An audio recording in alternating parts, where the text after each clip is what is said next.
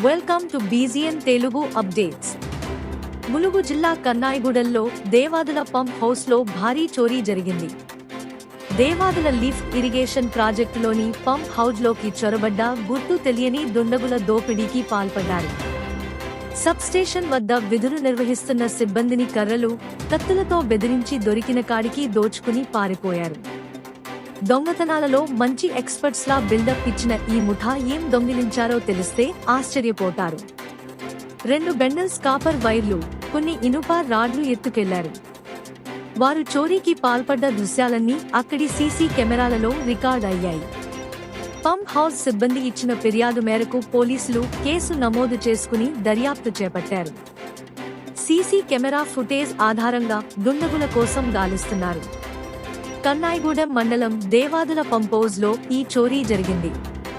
అర్ధరాత్రి ద్విచక్ర వాహనాలపై వచ్చిన 5గురు గుర్తు తెలియని దుండగులు పంప్ హౌస్ వద్ద అర్ధరాత్రి నిద్రలో ఉన్న సిబ్బందిని లేపి కర్రలు, కత్తులతో బెదిరించారు.